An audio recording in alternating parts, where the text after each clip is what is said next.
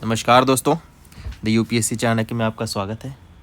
दोस्तों, इस वीडियो में जो हमारी पार्ट 1 है सीरीज़ की, इसमें हम 2024 के पेपर का कुछ एनालिसिस करेंगे और इसे डिटेल में समझेंगे, यानी हम इसके ऑप्शन को भी डिटेल में समझेंगे, हर एक ऑप्शन को। और इसमें कुछ ट्रिक्स कहाँ लगानी है, लॉजिक कहाँ लगाना है, कंसेप्ट कहाँ होने चाहिए और फैक्ट कहाँ होने चाहिए, ये सब के बारे में हम जानेंगे। दोस्तों, यूपीएससी बेसिकली 3 टाइप के क्वेश्चन बनाता है। क्वेश्चन 3 टाइप के होते हैं। पहले जो कॉन्सेप्ट बेस्ड होते हैं, जिसके लिए आपको बेसिक बुक्स आपने पढ़ी होनी चाहिए, चाहे वो एनसीईआरटी हो, चाहे आपके नोट्स हो। दूसरे जो क्वेश्चन होते हैं फैक्ट बेस्ड होते हैं, जिसमें डेटा पूछ लेगा, कोई एग्जैक्ट लोकेशन की जगह कोई लोकेशन पूछ लेगा, तो इसके लिए आपको फैक्ट वो पता होना चाहिए। और तीसरे जो है वो है जो कि रैंडम क्वेश्चन होते हैं। तो कंसेप्ट बेस्ड क्वेश्चन दोस्तों सबसे ज़्यादा आते हैं, लगभग 60 के आसपास, फैक्ट बेस्ड 10 और रैंडम क्वेश्चन 30। ये हर साल का ट्रेंड है, लगभग इतने होते ही हैं। तो कंसेप्ट के लिए दोस्तों आपकी नॉलेज उस सब्जेक्ट में बहुत डीप होनी चाहिए, अच्छी खासी। और जहाँ तक बात है फैक्ट की, तो ये आपको हो सकता है पता भी हो या हो सकता है ना भी पता हो। रैंडम क्वेश्चन में दोस्तों लॉजिक और ट्रिक्स, हैक्स, ये सब लगते हैं, जो आप PYQ एनालिसिस से ही समझ सकते हैं, जो इस वीडियो में आपको समझाने वाला हूँ। तो आइए दोस्तों अब आगे बढ़ते हैं, हम पहले क्वेश्चन को देखते हैं। ये देखिए दोस्तों, पहला क्वेश्चन है।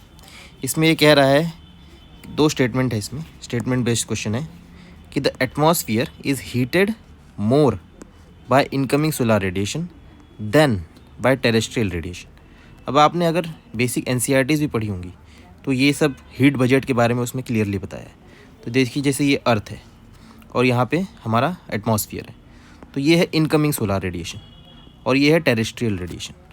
दोस्तों, इनकमिंग सोलर रेडिएशन को शॉर्ट वेव रेडिएशन भी बोलते हैं और आउटगोइंग जो कि टेरेस्ट्रियल है, इसे लॉन्ग वेव रेडिएशन कहते हैं। तो दोस्तों, जो हमारा अर्थ है वो इनकमिंग सोलर रेडिएशन से हीट नहीं होता, बल्कि जब हमारे अर्थ आउटगोइंग सोलर रेडिएशन यानी लॉन्ग वेव रेडिएशन, जिसको हम टेरेस्ट्रियल रेडिएशन भी कहते हैं, जब उसे एमिट करता है, तब उससे हमारा एटमॉस्फेयर हीट होता है।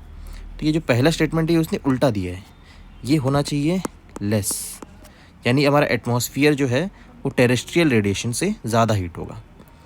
तो वैसे तो आंसर आ चुका है दोस्तों, अगर स्टेटमेंट 1 ही गलत हो गया तो आंसर डी है, लेकिन हम दूसरा ऑप्शन भी देखेंगे।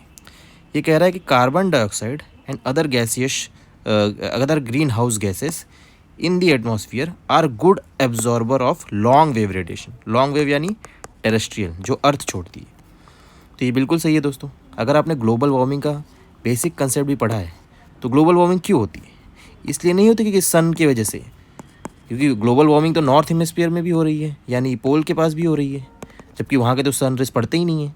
तो ज़रूरी नहीं कि इनकमिंग सोलर रेडिएशन से हो, वो टेरेस्ट्रियल रेडिएशन से होती है दोस्तों। तो जो हमारी अर्थ जो वेव्स छोड़ता है रात में, ये मतलब जो अर्थ वेव छोड़ता है, वो कार्बन डाइऑक्साइड और अदर गैसेस एब्जॉर्ब कर लेती हैं, इसी वजह से ग्लोबल वार्मिंग होती है। तो ये यहाँ पे ये कंसेप्ट लगता है दोस्तों, ये स्टेटमेंट सही है। तो दोस्तों, ये प्योर कंसेप्ट क्वेश्चन था। ये आपको एनसीईआरटीज़ में 8 to 12 की एनसीईआरटी में ज्योग्राफी की मिल जाएगा। तो इसका आंसर है डी। अब हम दूसरे क्वेश्चन की तरफ पढ़ते हैं। तो दोस्तों, ये भी प्योर कंसेप्चुअल क्वेश्चन है, सेकंड वाला भी, ये भी आपको एनसीईआरटी में मिल ही जाएगा। तो पहले स्टेटमेंट में हम देखते हैं। ये कह रहा है थिकनेस ऑफ ट्रोपोस्फियर। अब ट्रोपोस्फियर क्या है आपको पता होना चाहिए। At equator is much greater as compared to pole. अब आइए हम इसे देखते हैं थोड़ा ड्रॉ करके। हमारा ये अर्थ कुछ इस तरह से है, यहाँ पे पोल है, यहाँ पे इक्वेटर है। अब ये कह रहा है कि जो थिकनेस है ट्रोपोस्फियर की, वो कुछ इस तरह से है, यानी इक्वेटर पे ज़्यादा है और पोल पे कम है। तो दोस्तों, ये स्टेटमेंट बिल्कुल सही है, एनसीईआरटीज़ में भी दे रखा है। पोल पे इसकी 9 किलोमीटर से 12 किलोमीटर के आसपास थिकनेस है और यहाँ पे 60 किलोमीटर के आसपास थिकनेस। तो ऐसा क्यों है दोस्तों, आइए हम देखते हैं। तो इसके लिए तो पहला स्टेटमेंट तो सही है कि thickness of troposphere is equator पे ग्रेटर है, तो पहला स्टेटमेंट तो सही हो गया। अब हमें दूसरा स्टेटमेंट देखना है दोस्तों। तो ये कह रहा है कि at the equator heat is transported to greatest height by strong conventional current. अब यहाँ पर आपको कन्वेंशनल करंट क्या है ये पता होना चाहिए दोस्तों। तो इसके लिए पहले आप देखिए यहाँ दोस्तों, अगर आपने ज्योग्राफी बेसिक भी पढ़ी है तो आपको पता होगा कि इक्वेटर, पोल, यहाँ पे 3 सेल्स होते हैं कन्वेंशनल करंट वाले, एक हेडली, फेरल और polar cell. Hadley, Ferrel cell और पोलार सेल। इसी को दोस्तों इसने कन्वेंशनल करंट कहा है, स्ट्रॉन्ग कन्वेंशनल करंट। तो अब सीधी सी बात है दोस्तों कि जहाँ पे इक्वेटर पे सबसे ज़्यादा सन रेज पड़ती हैं, तो यहाँ पे कन्वेंशनल करंट भी सबसे ज़्यादा होंगी और पोल पे सबसे कम होंगी। तो ये और इसी वजह से ट्रोपोस्फियर की जो डिस्टेंस है यानी जो हाइट है वो ज़्यादा है, थिकनेस ज़्यादा है और पोल पे कम है, क्योंकि यहाँ पे ज़्यादा ऊपर तक हमारे करंट जाते, कन्वेंशनल करंट जाते हैं। तो ये स्टेटमेंट सही है और ये इसको एक्सप्लेन भी कर रहा है कि इसी वजह से ट्रोपोस्फियर की थिकनेस ज़्यादा है इक्वेटर पे एज़ कम्पेयर टू पोल। यहाँ पे फर्स्ट स्टेटमेंट दोस्तों सही है। अब दोस्तों हम थर्ड क्वेश्चन पे आते हैं। ये दोस्तों थोड़ा आप रैंडम क्वेश्चन कह सकते हैं, क्योंकि ये कहीं बुक में डायरेक्टली नहीं दिया होता है। यहाँ पे आपको लॉजिक और ट्रिक का सहारा लेना पड़ेगा। तो आ जाइए देखते हैं इसमें क्या ट्रिक है दोस्तों। मैंने कैसे इस क्वेश्चन को सॉल्व किया था। इसमें कह रहा है कि how many of the above product, ये 4 प्रोडक्ट दिए हैं और कह रहा है कि इसमें से कौन से प्रोडक्ट वॉल्केनिक इरप्शन के वक्त वॉल्केनोस से निकलते हैं। तो आप पहले स्टेटमेंट देखिए, पायरोक्लास्टिक डेब्रीज। तो मैंने इसे सोचा कि पायरो का दोस्तों ये ग्रीक लेटर है, इसका मतलब होता है फायर। तो मैंने सोचा कि वॉल्केनो में से फायर, वॉल्केनो थोड़ा मैंने कनेक्ट किया फायर से। तो ये पहला स्टेटमेंट मुझे लगा हाँ पायरोक्लास्टिक लग रहा है कि सही है। अब दूसरा स्टेटमेंट देखो ऐश एंड डस्ट। सीधी सी बात है दोस्तों, जब वॉल्केनिक इरप्शन होगा तो उसमें डस्ट तो निकलेंगे ही और कोई चीज़ जलेगी तो ऐश भी निकलेंगे। तो ये स्टेटमेंट मैंने सही मान लिया। अब 2 कंपाउंड कह रहा है, नाइट्रोजन और सल्फर। तो अगर आपको दोस्तों थोड़ा बहुत भी पता होगा वॉल्केनो के बारे में, तो जब भी वॉल्केनो इरप्शन होता है तो एक बहुत बड़ा क्लाउड आसमान में उठता है और वही क्लाउड बारिश बन के बरसता भी है और उस बारिश में एसिडिक रेन होती है। तो आपको पता है एसिडिक रेन किसकी वजह से होती है? सल्फ़र और नाइट्रोजन के कंपाउंड की वजह से। तो सीधी सी बात है कि सल्फ़र और नाइट्रोजन के कंपाउंड उसमें होंगे। लेकिन मान लीजिए आपको ये सब चीज़ नहीं भी पता है, तो ट्रिक ये है कि इस टाइप के लॉजिक तो मैंने आपको बता दिया, लेकिन ट्रिक कुछ ऐसी होती है इस टाइप के क्वेश्चन में, जब पूछता है how many of the above, mostly all he correct होते हैं। तो अगर आपको नहीं पता है और आपको रिस्क लेना है तो आप इस तरह से भी इसे अटैम्प्ट कर सकते हैं, वरना आप इस तरह का जो मैंने लॉजिक बताया वो भी लगा सकते हैं। तो दोस्तों ये फैक्ट बेस्ड क्वेश्चन था। ऐसे क्वेश्चन बहुत कम आते हैं लेकिन आते हैं ज़रूर हैं। अब हम फोर्थ क्वेश्चन की तरफ बढ़ते हैं दोस्तों। इसमें ये कह रहा है कि जनवरी के मंथ में आइसोथर्मल के बारे में पूछ रहा है, उसकी मूवमेंट कैसी रहती है। तो और ये जनवरी का मंथ है, तो जनवरी का मंथ यानी नॉर्थ हेमिस्फीयर में ठंड का मौसम होगा। ये दोस्तों बहुत सारे कंसेप्ट को मिला के एक क्वेश्चन बनाया गया। तो पहला स्टेटमेंट कह रहा है कि the isotherm deviate to north over ocean and south over continent. तो हम एक कोई भी रैंडम कॉन्टिनेंट ड्रॉ कर लेते हैं, अफ्रीका मान लीजिए। तो वो कह रहा है कि जब भी हम ओशन की तरफ जाएंगे तो आइसोथर्म यानी जो टेम्परेचर से रिलेटेड जो लाइन होती है, जो सारी टेम्परेचर पॉइंट को कनेक्ट करती है, वो नॉर्थ में ओशन में नॉर्थ की तरफ जाएगी और कॉन्टिनेंट में साउथ की तरफ जाएगी। इसका मतलब क्या होता है दोस्तों, जो यहाँ पे टेम्परेचर होगा, मान लीजिए यहाँ टेम्परेचर है 10 डिग्री सेल्सियस, तो वो सेम टेम्परेचर ओशन में आपको यहाँ नहीं मिलेगा, बल्कि उसके लिए आपको थोड़ा पोल की तरफ जाना पड़ेगा। क्यों? ये मैं आपको यहाँ पे होगा 10 डिग्री सेल्सियस। ऐसा इसलिए होगा क्योंकि जो कॉन्टिनेंट है वो सॉलिड है और उसका जो स्पेसिफिक हीट है वो काफ़ी कम होता है। यानी कॉन्टिनेंट को हीट होने में और कोल्ड होने में ज़्यादा समय नहीं लगेगा। वो कम एनर्जी में भी जल्दी हीट हो जाएगा और जल्दी ठंडा हो जाएगा। लेकिन वाटर के साथ ऐसा नहीं है, उसका स्पेसिफिक हीट बहुत हाई है। इस वजह से उसको ठंड होने में और गर्म होने में समय लगता है। तो आपको जो टेम्परेचर यहाँ है कॉन्टिनेंट का, वो सेम टेम्परेचर आपको काफ़ी पोल की तरफ जाना पड़ेगा देखने ठंड के मौसम में देखने के लिए। और गर्मी का जब मौसम होगा तो चीज़ें बिल्कुल उल्टी होंगी, वो आपको साउथ में देखना पड़ेगा। सेम चीज़ आपको वाटर की जो यहाँ का जो टेम्परेचर है वो टेम्परेचर देखने के लिए आपको साउथ की तरफ जाना पड़ेगा। तो ये स्टेटमेंट तो दोस्तों सही है। अगर आप यहाँ पे देखेंगे ये NCERT में ये दे रखा है, मैं आपको एक फ़ोटो दिखाता हूँ।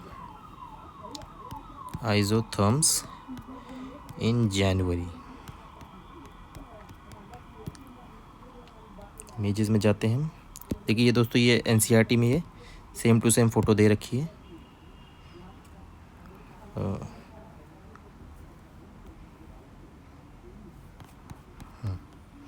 तो यहाँ आप देख सकते हैं कि किस तरह से ये जो टेम्परेचर है यहाँ पे, ये इसमें मार्क नहीं हो रहा है, ये देखिए ये किस तरह से कॉन्टिनेंट की में साउथ की तरफ है और जैसे ही हम ओशन की तरफ जाते हैं वो नॉर्थ पे चला जाता है।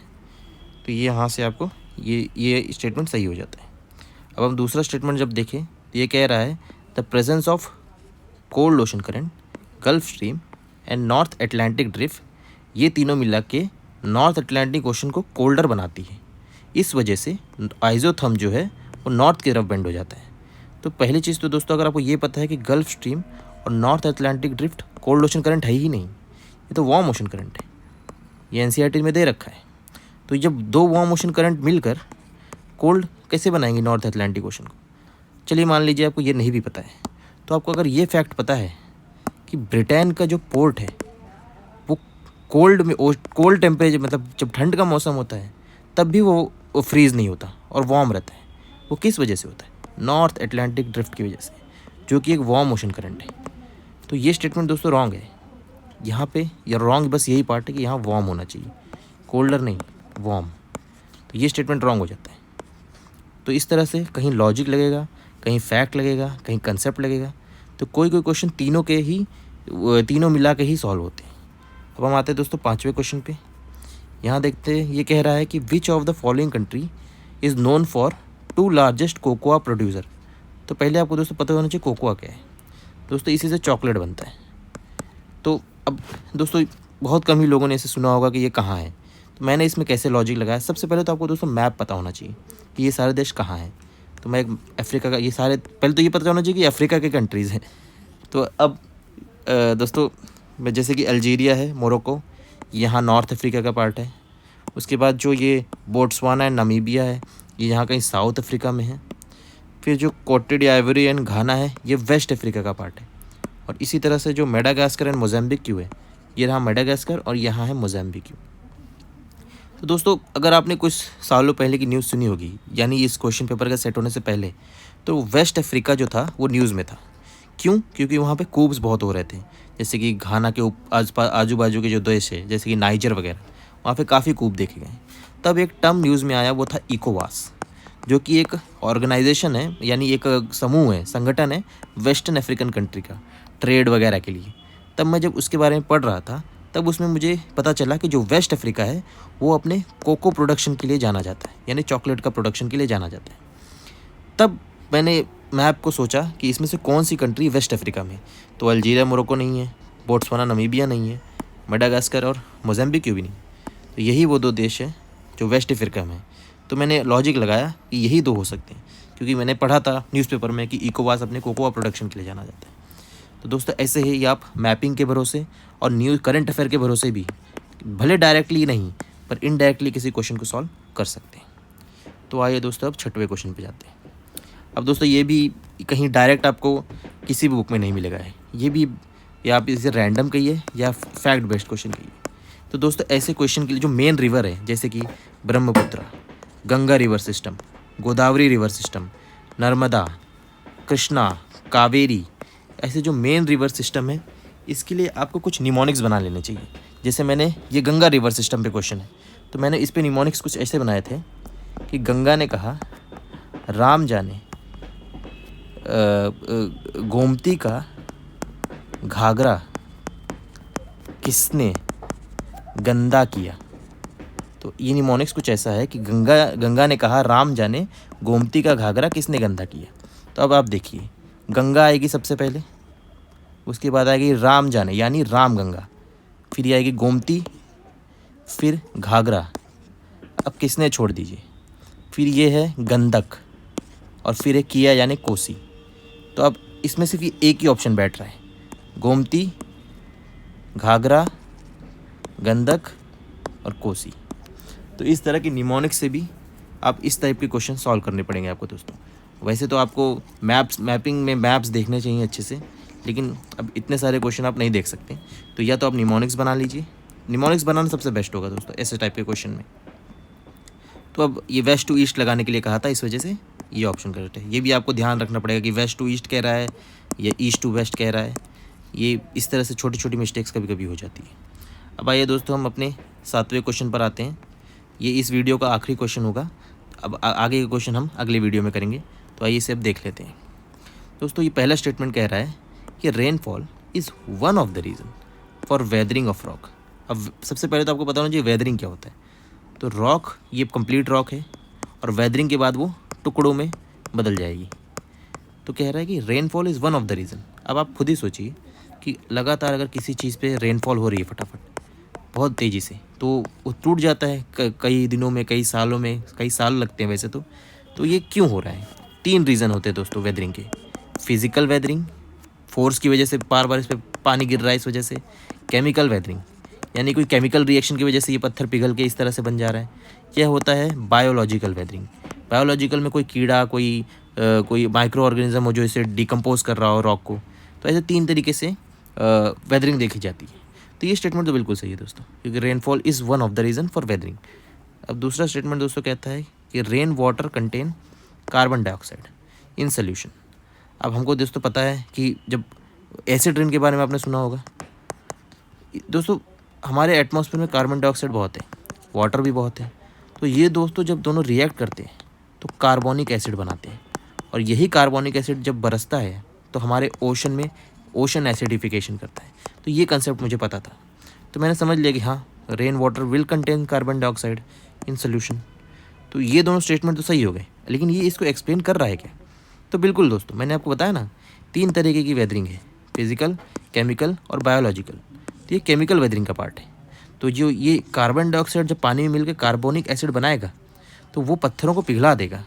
अगर आपने ये टोपोग्राफी के बारे में पढ़ा होगा, जो कि लाइमस्टोन टोपोग्राफी है, तो यहाँ पे वही तो होता है दोस्तों कि जो पानी है वो एसिडिक होने की वजह से लाइमस्टोन को पिघला देता है, और जो केव स्ट्रक्चर बनते हैं वो सब इसी टोपोग्राफी में आते हैं, कास्ट टोपोग्राफी।